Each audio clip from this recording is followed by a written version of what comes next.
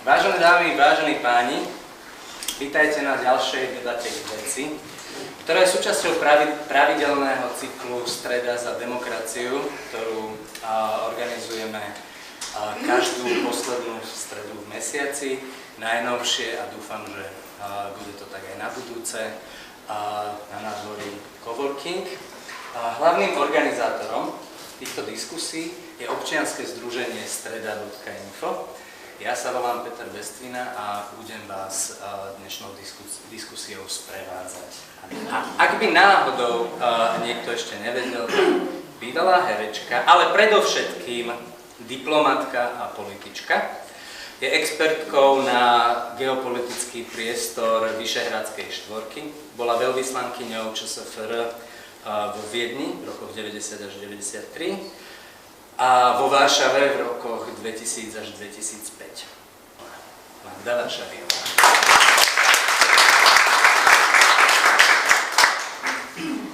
Nášho druhého hostia som vždy vnímal ako šikovného mladého muža, napriek tomu, že neviem, koľko má rokov, ale vždy som ho vnímal ako mladého muža. Jakub Goda.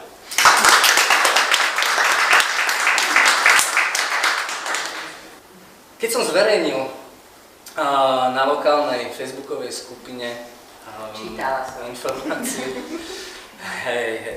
informáciu o dnešnej akcii, tak akože strhlo sa facebookové peklo. Nenávisť, mrzký jazyk, žiadna sebareflexia. Ako na to reagujete, pani Varšaviová? Ako s tým pracovať?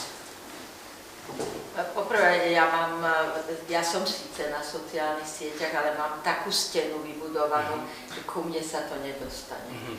A ja sa čudujem každému, kto to číta. Prečo to čítate, pre Boha?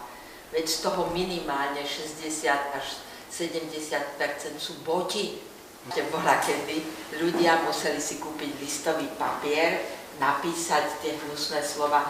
Ale veď nemáme viacej len tých 5. Viacej sme nevymysleli tých hnusných slov. 5, hej, máme 2 na K, potom 1 na P a tak ďalej. Ale nemáme ich viacej, hej, a tie sa cyklicky opakujú neustále. Takže ľudia si to museli napísať, museli kúpiť známku, museli zalepiť list, museli to hodiť do schránky. A ja som dostávala takých listov niekedy aj 20 týždenne. Len nikdy som nerobila tú chybu, že by som to bývala otvárala a začala to čítať. Pamätám si, že keď som bola veľvyslankyňa v Rakúsku, tak sme mali v predsieni, teda v tom predsali, kde sedeli moje 2 sekretárky, tak sme mali 3 koše. Hej. Bol taký stredný kôš, tam boli listy z Čiech. Väčšinou Magdičko, držíme vám palce, držte sa, tam medzi tými Rakúšáky, dejte si pozor a tak ďalej. Veľmi málo nejakých takých nenávistí. Potom bol veľký kôš, ten bol z mora. Posílame vám vínečko, aby ste tam, a tady sú klobásky, aby ste tam nehľadovali, proste, tak, to bol najväčší kôš. A potom bol taký menší kôš, ten bol zo Slovenska. Ty kurva jedna. Dokonca som dostala list, na to nezabudnem, ale ja som to pálila, nechala som to spáliť, lebo predsa to je koncentrované zlo, to nesmiete si nechať aj. Takže tam bolo napísané, že čo všetko rota vojakov so mnou slovenských bude robiť, hej, tak všetko, čo si viete predstaviť, a 5 strán podpísaných vojakov. Tam bolo niečo neuveriteľného. Takže ja som zvyknutá. Ja už som potom vedela rozlíšiť, keď som videla, ako je písaná adresa a tak ďalej. Ja som to rovno odhodila. No, čo v skratke robíš ty s hejtom, ktorý sa dali na teba? Keď som bol pani prezidentku Čaputovej, keby som mal na základe týchto typov komentov hodnotiť, že jej popularitu, tak si myslím, že je to najviac nenávidená osoba v republike, najviac nepopulárna politička v štáte. Pretože tak vyzerali presne tie komenty vo vybraných skupinách a priestoroch internetu. A vieme, že opak bol pravdou, že bola dlhodobo naopak najpopulárnejšia. Čiže najpodstatnejšie je toto, že ten komentovací svet je úplne disproporčný voči tomu, ako vyzerá realita. Časť je to, že sú tam aj boti a umelé účty, ale časť je aj to, že tí ľudia, ktorí majú toto zapotreby, takto sa prejavovať, tak oni nie sú reprezentatívna vzorka. Väčšina z vás, ako ste tu, tak asi netrávite svoj čas tým, že by ste niekomu vulgárne vynadali v komentároch. Väčšina normálnych ľudí toto proste nerobí. Keď s niečím súhlasí, tak tam hodí nejaký like alebo to ticho prečíta. Na to máme aj prieskumy, že väčšina ľudí používa sociálne siete skôr pasívne, dokonca čoraz viac je to tak. Jednoducho veci čítajú, nejakým spôsobom ich možno, že preposielajú svojich známych do správ, možno, že tam hodia nejaký like, nejakú malú stopu.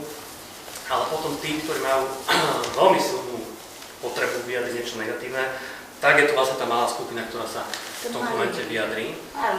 Ale naozaj to je nereprezentatívne. Podľa mňa to, čo treba robiť, keď sa bavíme o tomto, tak akože naozaj treba dávať pozor na to, že keď aspoň je tam tá možnosť, tak si to strážiť, tak jednoducho obmedzím tú diskusiu na sledovateľov. To sa dá. Už dneska sú tie nástroje, že viete obmedziť to, aby komentovali len sledovateľia, čo zásadne pomáha. Podľa mňa, že množstvo médií, inštitúcií, politikov, keby toto používali častejšie, tak majú menej týchto nájazdov. Pomohlo by, keby to robili aj médiá, aj inštitúcie a politici, aspoň tam, kde sa to dá. To mi je ľúto, keď sa to deje ako keby na normálnych platformách.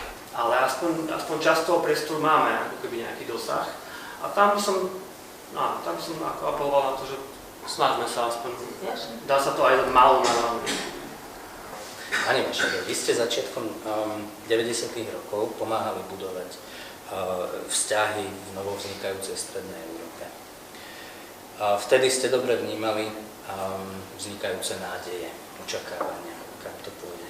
Môžete v krátkosti zhodnotiť, do akej miery sa nám podarilo alebo nepodarilo ich naplniť? Ja nie som romantická osoba. Ja nemám nejaké prehnané očakávania. V 68. roku, keď všetci si mysleli, že budeme budovať socializmus s ľudskou tvárou, no tomu som nikdy neverila. Pretože jak môžete budovať totalitný systém policajný s ľudskou tvárou, to nejde. Čiže tým, že ja som prišla do Rakúska, ktoré bolo veľmi nepriateľské.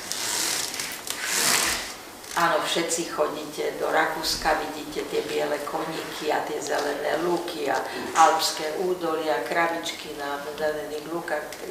Ale toto nie je Rakúsko. A toto nie je Viedeň. Rakúsko je tzv. Neutrálna zem. To znamená, že sú tam všetky tajné služby, všetky centrály všetkých teroristických organizácií a tak ďalej. A ja, ktorá som musela nájsť účty v rakúskych bankách, kde socialistické Československo, ktoré niektorí tak zbožňujú, financovalo najväčšie teroristické skupiny sveta. Však my sme financovali Carlosa, my sme financovali Palestínu, teda Arafata. Vtedy ešte do 94. roku bol považovaný za teroristu. No a keďže som nechala tie účty bieliť, teda prišli agenti, zobrali zbytok peňazí, ktoré tam ten Bílak nanosil, Vasil Bílak, hej, tam chodil každého pol roka s dolármi a proste financovali sme to, tak sa Arafat rozhodol, že ma treba zabiť. Takže ja som skutočne nemala ani čas nejako rozmýšľať, čo ja som bola veľmi šťastná, že ma rakúska polícia proste vodila pod škorpiónmi do práce a potom zase späť. Moje deti dostali protiteroristický výcvik. A to trvalo pár mesiacov, takže plus Rakúšania nechceli. Okamžite urobili referendum pozdĺž hranice Československej, ktorá je veľmi dlhá. Že nechceli, aby sa obnovili mosty, aby sa obnovili zarastené trate, aby sa nie. A jediné, s čím som sa stretávala, bol konečne zavrite tie strašné atomové elektrárne. Ale potom som už nosila prší plášť, lebo tí Rakúšania do mňa hádzali paradajky a vajíčka. Čiže ja, viete čo, ja som strašne trénovaná. Ja som tak vytrénovaná, že ja nemám žiadne očakávania, žiadne prehnané nádeje. Ja som šťastná, že to dopadne tak a že som to vlastne prežila. Takže ja som veľmi rada. Ja ti prosím, ty ako si trénovaný, keď ty sa pozrieš na to, že ako si, či si vnímal aj u ostatných nejaké nádeje, že kde chceme byť? Ja si pamätám, že keď som ja bol v tínedžerských rokoch, keď sme vstupovali do Európskej únie, a vtedy som mal z dnešného pohľadu najmä predstavu, že niektoré témy sú ako keby už uzavreté. Vtedy tak ako pôsobilo, že máme uzavretú nejakú kapitolu, sme súčasťou európskeho sveta a sme odkazaní na to, že budeme dobiehať, presne ako Fukuyama ešte tedy rezonoval. A ja som v tom tínedžerskom mozgu to tak mal dané, že akože nejaké veci, že rasizmus, že to už je vybavené. Generácia našich predkov vybavili, naša príslušnosť do Európy je vybavená, liberálna demokracia je vybavená a ideme sa baviť o naozajstných témach, že chvíľku to tak vyzeralo, si myslím. A z tohto pohľadu to nevyzeralo dobre dneska, lebo sa mi zdá, že ten dekret bol ohromný v tomto zmysle, v zmysle tomu, o čom sa rozprávame, čo riešime, čo je téma. Ale ten opačný pohľad je zase, áno, kde sme sa ocitli z pohľadu možno, že storočnej histórie, že... Nie, lebo mňa neprekáža, že ma nevidia. Tak aj Jakub si tak môže dať. No? Ja som začal dobre, či nie ma vidieť. Nie je vás vidieť tam, Nie. to už v tretej rade. 2.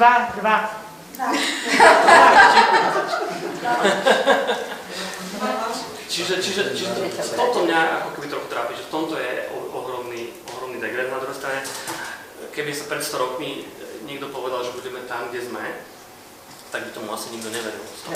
Čiže to strašne záleží, že vlastne o akom horizonte sa bavíme. A teda ten horizont, ktorý si ja pamätám, tak tam cítim takú tú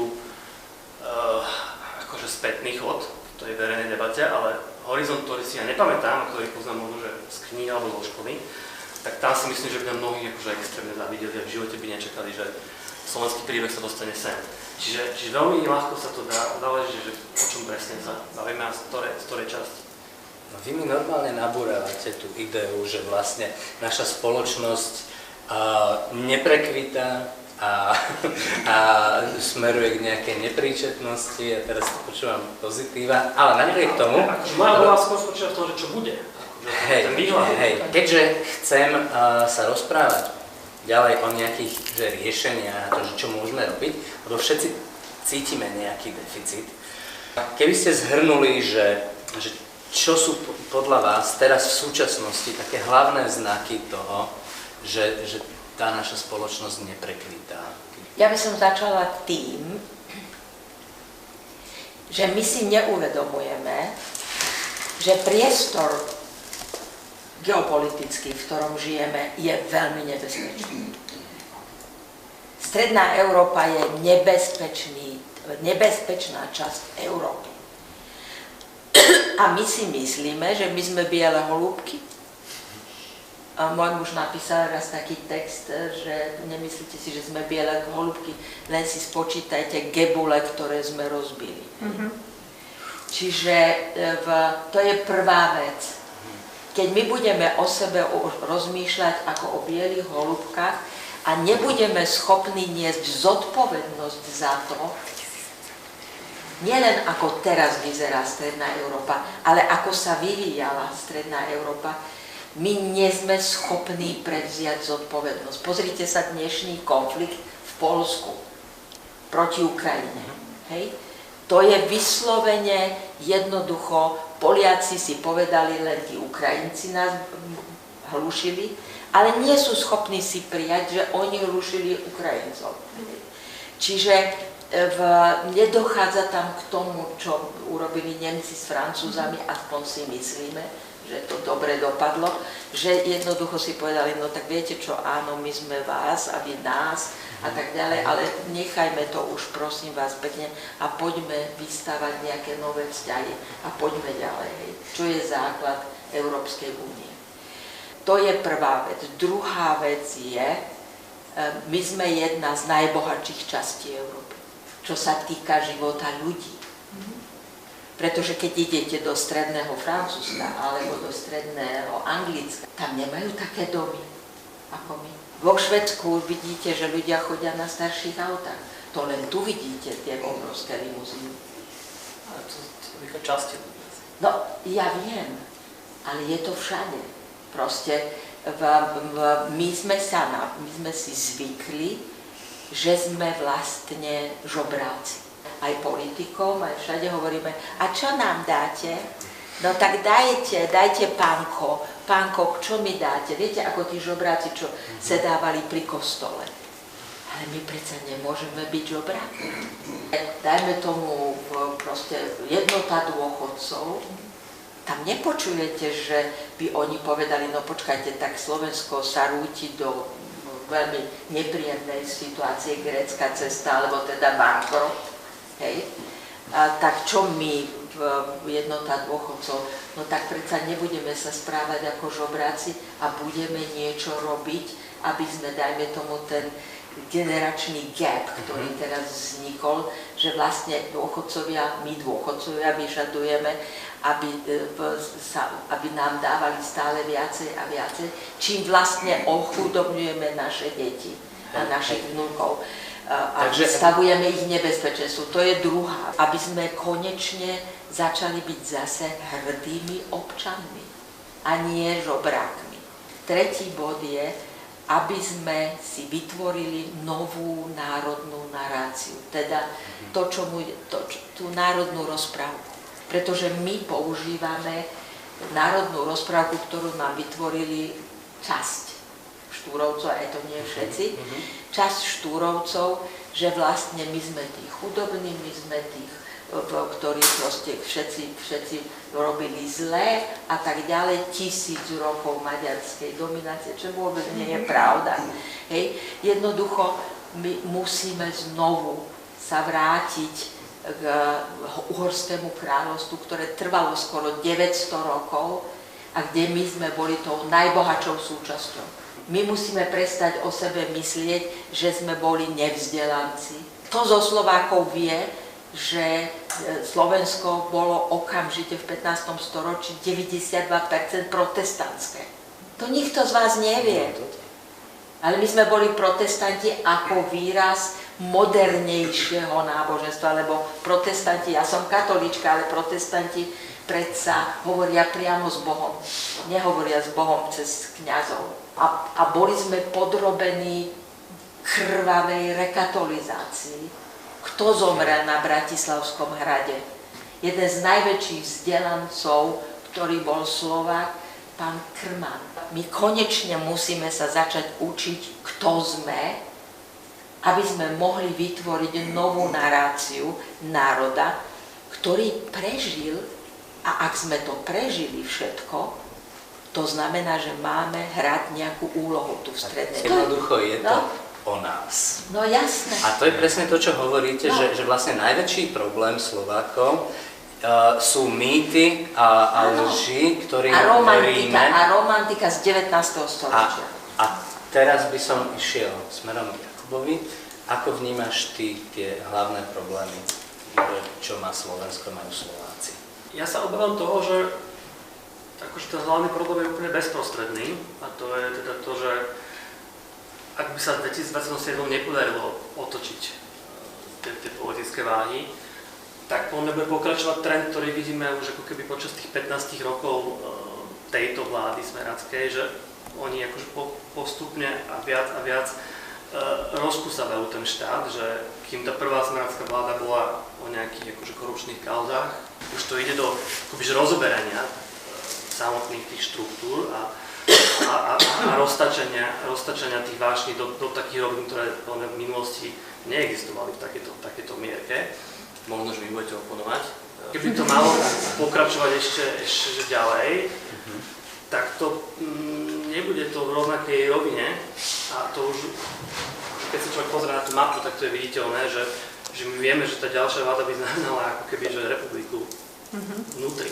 Čiže to je ako keby prekročenie ďalšej nejaké línie A táto ako keby, že bez toho, aby som išiel do nejakých širších, abstraktnejších, toto je úplne že bezprostredná vec, ktorá akože za rok ešte sa tu rozhodne.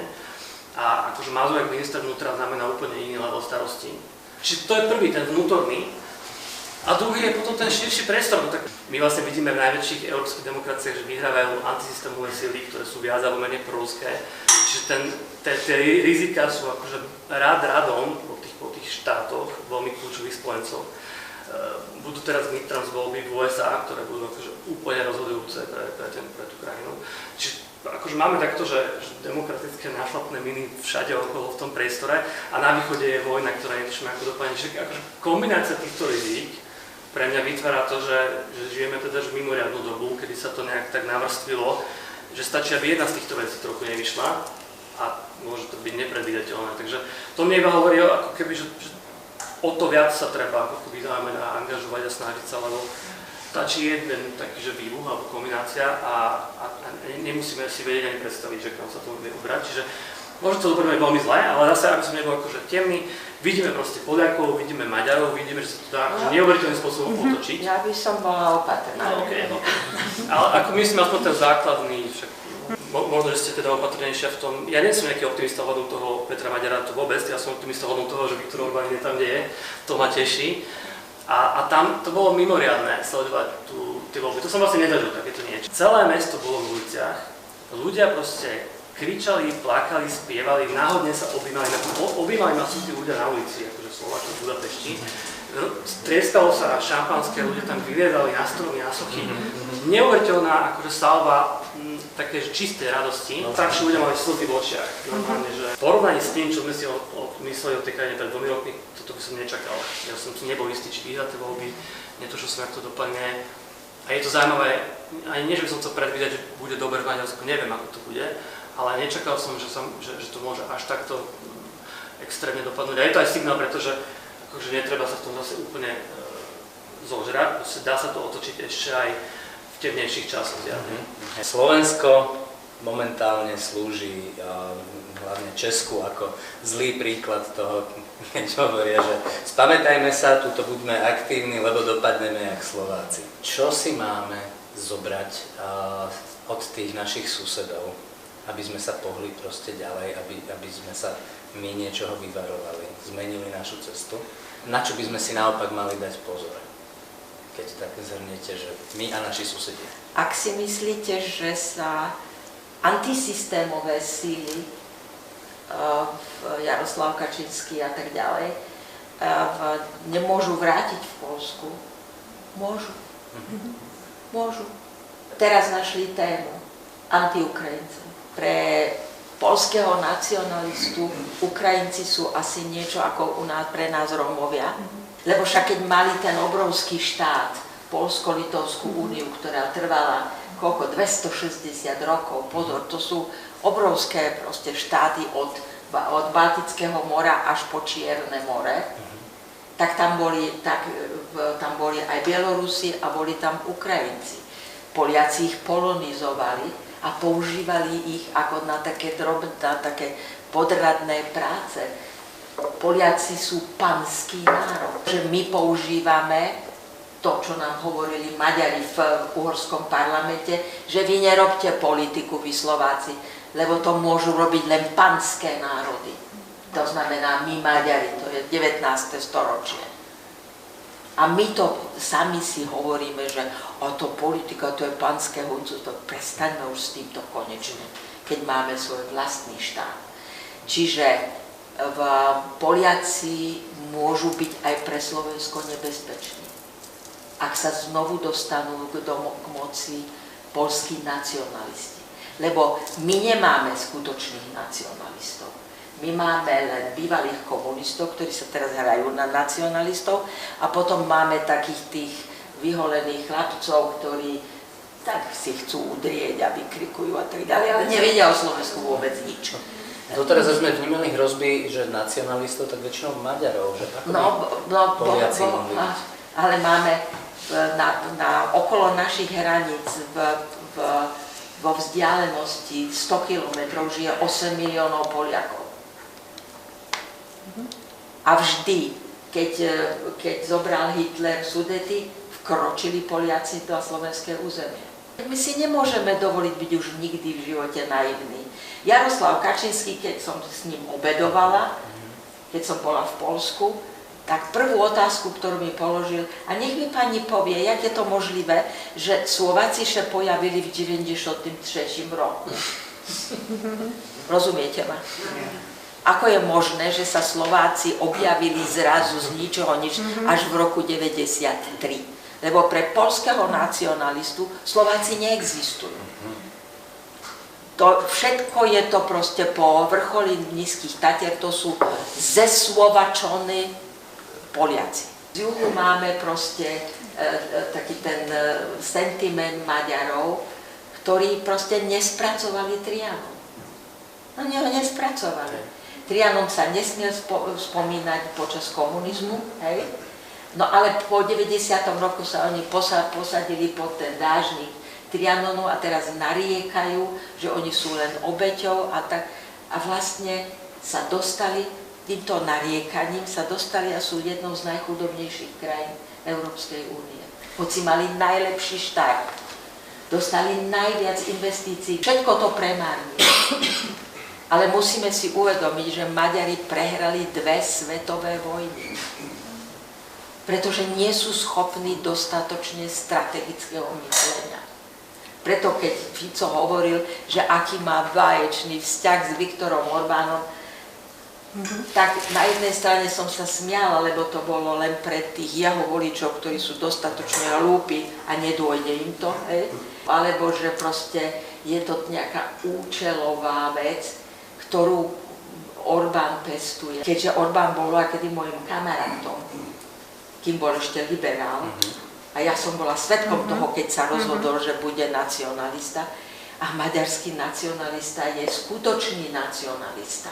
My sme medzi týmito dvomi skutočnými nacionalizmami. A to si musíme uvedomiť. Čiže ja som vkladala trošku naivné veľké nádeje a bola som aj pomáhať v tom predvolebnom boji v Čechách. Ja som vkladala do Čechov. Pretože Česi sú najbohatší z nás. V podstate najvzdelanejší, čo sa týka takého, napríklad na Slovensku 28% ľudí verí hlúpostiam, v Čechách len 11. A čo robia Česi? A čo si zvolili? Slovák. Nie, počkajte, no poprvé Slováka, hej. Ale a oni idú ešte horšou cestou, ako sme my. Uvedomte si, že aj za komunizmu v Čechách bolo horšie pre elitu, pre intelektuálov a tak ďalej a tak ďalej. Čom je horšia tá cesta? Horšia cesta, pretože oni majú túto tradíciu, že aj za komunizmu tam bolo horšie ako na Slovensku. Okrem toho sme urobili aj my tu na Slovensku, aj oni v Čechách, jednu obrovskú chybu, populistickú, nevedno prečo, oddelili sme prezidenta od parlamentu. To znamená, parlament nemá žiaden vzťah s prezidentom. Lebo to nie je len o to, že parlament zvolí prezidenta, ale tí, čo ho volili, ho môžu zároveň kontrolovať. A my sme si povedali, nech to ľud rozhodne, nech ľud volí prezidenta. Ale nezmenili sme ústavu. My sme naďalej parlamentnou republikou s nejakým prezidentom, ktorý tam chodí a môže si vykladať, čo chce, ale nikto ho nepočúva s politikou. A ešte máme teda na východnej hranici máme novo skonštituovaný národ Ukrajincov, bojujú, hej, neuveriteľným spôsobom o to, aby zostali existovať. Lebo inak by ich tí Rusi znovu, tak ako za Stalina, proste likvidovali. A ešte máme za riekou Moravou Rakúšania, ktorí v posledných 20-30 rokoch neustále bojujú s návratom nacizmu. Však pred 8 rokmi nacista, ktorý chodil s pištolou do Hofa, s pištolou do parlamentu, v podstate vyhral prezidentské voľby. Rakúšania nespracovali ten nacizmus. Tam je v počtu obyvateľov, keď to porovnáte s Nemcami, no tí Rakúšania boli vpredu. Všetci tí najväčší dozorcovia a dozorkyne v koncentračných táboroch Rakúšania. V Rakúsku neprežil jediný Róm. Pretože z toho, čo ste povedali, vyplýva, že sledujúc susedov, mali by sme si byť vedomí, že nie sme proste v stabilnom regióne rozhodne. A to je to poučenie. Ja by som strašne chcel veriť, že Európska únia a NATO, že proste dobre. Ale Jakub, prosím ťa, ty, čo vidíš z tých našich susedov, že by sme si mohli zobrať alebo na niečo si dať pozor? To, čo som videl v tom Maďarsku a Poľsku, že to posunuli ešte na taký ďalší level a zdalo sa mi, že to fungovalo, že konkrétne v tej maďarskej kampani sme sledovali akože obrovské množstvo tých verejných zhromaždení, ktoré ale mali taký akože epický rozmer. Jednak svojou mierkou, ale aj tom, že tam neboli, že zopár desiatok takých malých zástav, ale tam boli že ohromné, veľké národné symboly, že oni s žeriavom postavili tie svoje vizuálne. No, v Poľsku zase si vyrobili symbol z červeno-bieleho srdiečka a to bol akože kampaňový motív, ktorý potom mali že veľký, obrovský protest, ale zhromaždenie vo Varšave, kde bolo že 100 000 ľudí a boli tam aj takéto prvky, ktoré sa mi zdajú byť veľmi silné a mobilizačné a myslím si, že s tým sa treba hrať, treba s tým pracovať, že ako to ešte posunúť, lebo ja som si uvedomil to, že tie protesty, oni fungujú nielen na tých ľudí, čo tam sú, ale oni ovládnu internet. Orbán ovláda všetky médiá, ovládal. Keď som videl v Budapešti billboardy, tak tam boli len Fideszátske. Tam mala Tisa také malé A4 na lampách. Čiže oni nemali priestor naozaj, že do veľkých médií, do veľkých priestorov. Zostávali im len na meste a len internet. A aj vďaka tomu si myslím, že sa im to mohlo podariť, že nielen, že zostali ľudia na meste, ale aj to odvysielali vlastne do celej republiky.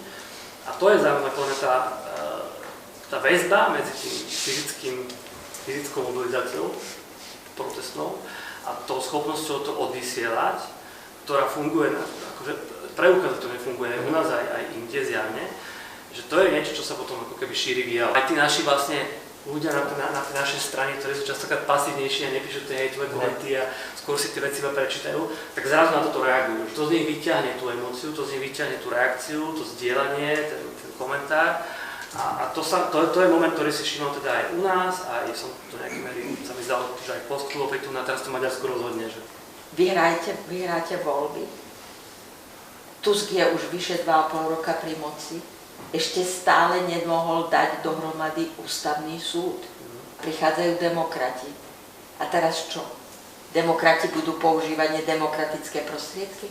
To je ten problém. On stále má príšerného človeka ako šéfa Národnej banky. A nie ho zmeniť. Nie zmeniť zloženie Najvyššieho súdu. A to bude problém aj pre Maďara. Viete, fajn sú tie námestia. To je úžasné. Ja som to zažila v 68. Potom som to zažila v 89. v 98. Stále to zažívam, ale mňa to už nenadchýňa. Pretože ja vidím, že proste veľká väčšina ľudí sa prispôsobí tomu, čo príde. Prosím vás, čo robia autoritári lepšie než demokrati? Ako by mali väčšiu schopnosť meniť veci? Autoritári sú ľudia, ktorí v podstate sa neustále boja. To je motivácia tejto vlády našej, hej, že Ježišmária, nemôžeme pustiť, aby prišiel niekto iný, lebo pozatvárajú nás všetkých.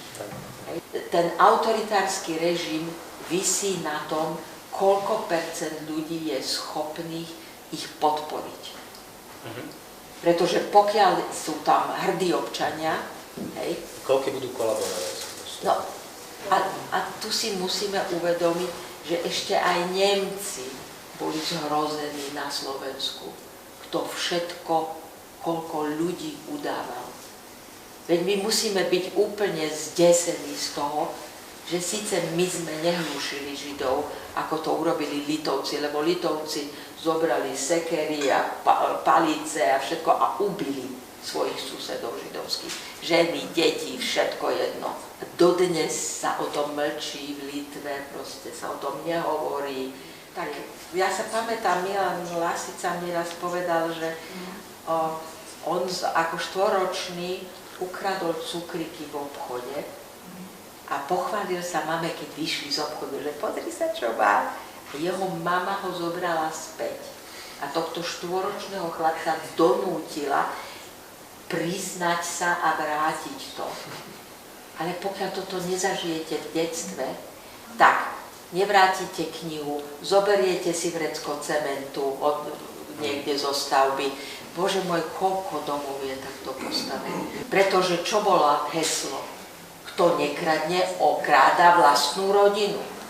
A ja mám na to báječný taký obraz v našej takej väčšej rodine. Si sťažovala jedna teta, že teraz, odkedy tam je to súkromné, že dokonca sa musia vyzliecť, že im kontrolujú tašky. Lebo však vždycky si zobrali, nie? Tak aby mali pre svoje súkromné kačice a husy, tak si zobrali. A moja malá dcera sa jej spýtala, že no ale veď to je krádež, nie? A ona odpovedala, ale oni nám ukradli naše polia. Takže má právo. Čiže my ideme, to kradnutie je výsledkom toho, že komunisti zobrali ľuďom všetko. Viete si predstaviť, že ako konkrétne by to malo vyzerať, že kto by prevzal tú iniciatívu a by začal vytvárať nový narratív? To musia urobiť intelektuáli, pár intelektuálov, tak ako to urobili Štúrovci. No a takto postavili proste tento náš romantický narratív. No. A my sa k nemu stále vrátime. Však to, čo hovorí Fico dnes, a tak, to furt je v tom narratíve.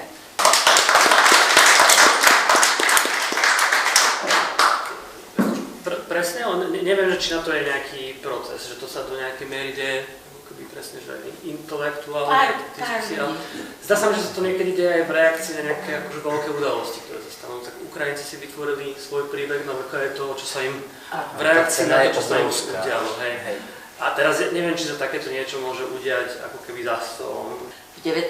storočí sme upadali hospodársky, pretože uhorská šľachta, kde boli aj mnohí Slováci, nechcela nič zmeniť, nechcela uvoľniť, vlastnila 92% pozemkov v Uhorskom kráľovstve a nechcela sa vzdať toho, aby tam vyrastli proste ďalšie fabriky. A Povedali by ste o sebe, ako by ste citliví pozorovatelia toho, čo sa deje, že ste optimisti? Ja som taký optimista z donútenia, lebo ja to celkom verím, že funguje takéto seba naplňajúce proroctvo. Keď sú ľudia príliš, a to sa mi začne teraz veľmi cítiť, keď sú ľudia príliš takí uzavretí v tej depresívnej špirále a sa tak ako keby vzájomne presvedčame v tom, ako sú veci temné a nezvratné, to takto k tomu bude smerovať, že to je veľmi cítové. Keď si budeme všetci hovoriť, že sú veci stratené a že sa to nedá zvrátiť a že my sme už taký národ a to už nikde nezlepšíme, no tak sa to proste naplní. Myslím si, že hovoriť o pozitívnych príkladoch, hovoriť o silných stránkach a hovoriť o tom, ako sa veci dajú meniť, je oveľa prospešnejšie a preto to ja aj robím. Nie vždycky to dokonale zrkadlí môj aktuálny vnútorný stav. Akože naozaj, že človek, keď sleduje náš verejný priestor, ale aj ten susedný a širší, tak má veľmi veľa dôvodov na temné myšlienky, ale dávam si pozor na to, čo do seba dávam von. Že optimizmus dokáže byť nákazlivý. Možno, že nie je optimizmus v nejakom takom naivnom dúfaní, ale akože optimizmus v zmysle ukazovať si, čo sa dá dosiahnuť. Ukazovať pozitívne príklady ľudí, alebo krajín, alebo spoločnosti, kde sa niečo podarilo pohnúť. Analyzovať, akože, ako k tomu došlo, čo sa stalo, čo tomu predchádzalo. O tomto sa baviť dokáže byť veľmi nákazlivé a podľa mňa sa treba akože virálne nakazovať takýmito vecami, lebo to je predpoklad toho, aby sa to potom udialo. Ďakujem. To je taký príklad, že neromantického optimizmu. My sme boli poddaní 50 rokov maďarizácie. Od roku 1867 do 18. roku. Prežili sme. To znamená, že nejakú silu v sebe máme. Boli to hlavne teda tí protestanti, ktorí to udržiavali a pár katolíkov proste. Prepáčte, ja viem, že som tu v tomto katolíckom meste, ale musím to povedať. Ale ako sme sa pozbierali a v tom 98., kedy bol ten najhorší moment, keď premiér Černomýrdin, ruský premiér, vymyslel, že Slovensko, ktoré sa nedostalo do NATO, bude ruským klinom v strednej Európe, tak je pravda, že skúšali naše tajné služby. Hej, že či sa dá s nimi spolupracovať. A my našťastie sme mali synáčika Lexu, ktorý bol tak neschopný, že my sme mali tak neschopné tajné služby, že nás takto Rusi pustili, lebo to bolo pre nich strašne nebezpečné. Ja mám vo svojej knihe o Poľsku, ktorá sa volá teda Polnočný sused, to je taká, tak ja tam opisujem, dovolili mi ministerstvo zahraničných vecí len 2 príklady, ale mám ich 3 minimálne, ako Rusi v Poľsku skúšali naše tajné služby. Ale tí chlapci proste, tí nepovedali, keď dali trochu alkoholu, nejaké baby do toho, tí nepovedali len to, čo nevedeli. A to si ruské tajné služby nemohli dovoliť. Takže ja teraz, môj optimizmus pramení z ďalšieho synáčika.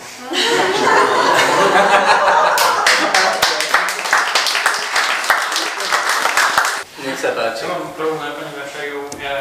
Naposledy sme sa stretli na 20. výročiu vstupu do NATO. Vy ste mi vtedy tak šuchli o tom, keď ste vykandidovali do politiky.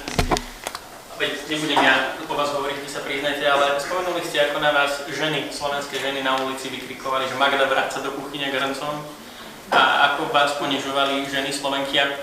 Nie, že by ma to nejako veľmi bavilo to počúvať, ale nedokončili ste vtedy tie myšlienky a veľmi rád by som počul o tej skúsenosti ženy, ktorá po revolúcii chce vstúpiť do politiky.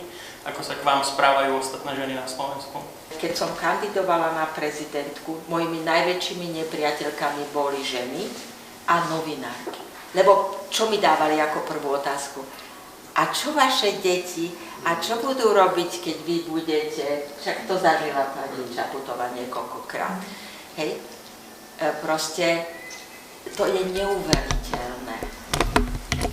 A pokiaľ ženy nebudú solidárne medzi sebou, tak to jednoducho bude pretrvávať. Bolo to nepríjemné, pretože tí muži tam stáli, určite ma nevolili samozrejme, lebo však jeden z nich, taký podgúražený, sa raz na mňa pozrel a povedal, toto mi má vládnuť. Dobre, no. Ale tie ženy celý čas stáli a vykrikovali. Nie len, že choď do kuchyne, deti ti tam plačú, čo sa tu vytrčaš, určite máš chlpaté prsia a takéto veci na mňa vykrikovali. A ešte aj horšie veci, samozrejme. Slovenky, hor sa do vládnutia.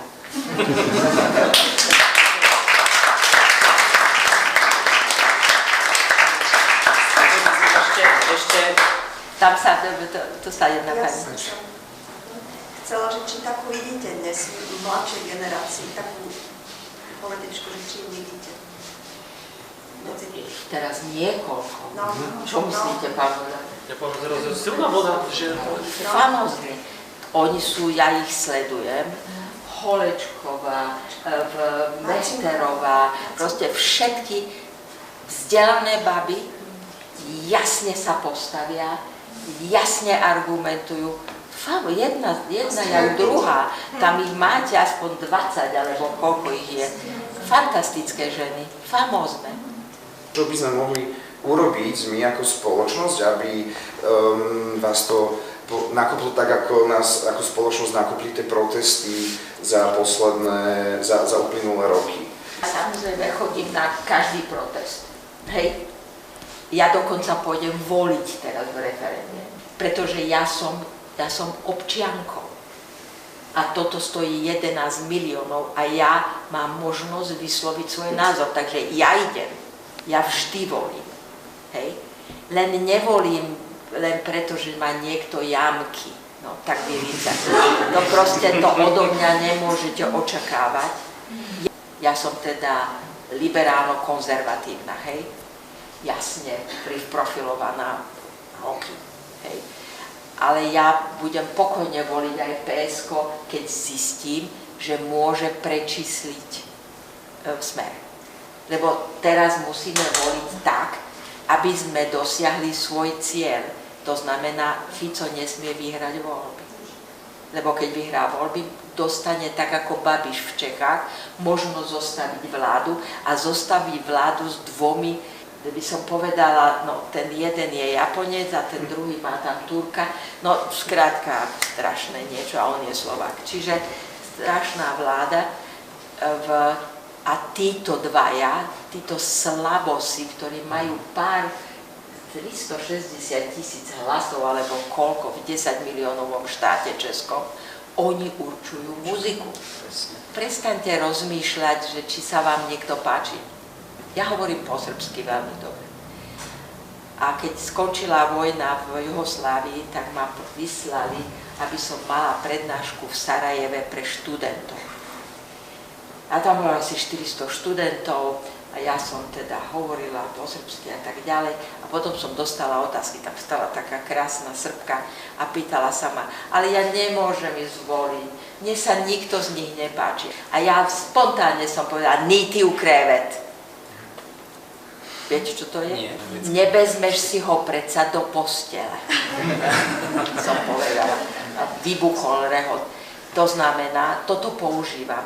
Neberiete si ich do kuchyne, ani do postele, ani do domácnosti. 4 roky im zverujete štátny rozpočet.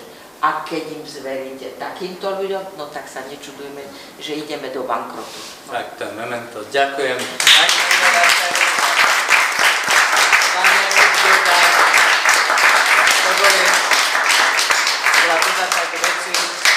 Cyklus Streda za demokraciu.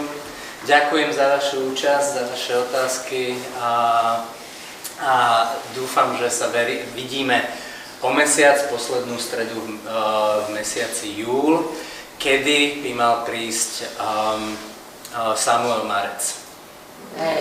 Rozprávať o tom, ako by mali byť sociálne siete zničené. A ešte jednu prosbu, prosím vás. Musíte si prečítať aspoň jednu knihu pána Liptáka. Áno. On písal aj mýty naše slovenské. Hej. To som čítal. Aj to 20.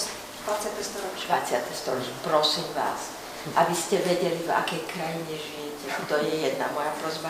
A druhá, ak ešte máte starých rodičov, položte im otázky, ako sa vaša rodina správala. 38, 48, 68, 89, 98. Inak nebudete vedieť, kto ste. Ďakujem. Ďakujem vám veľmi pekne.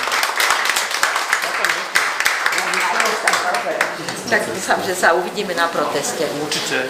Dobre. A sú aj živenie ináč.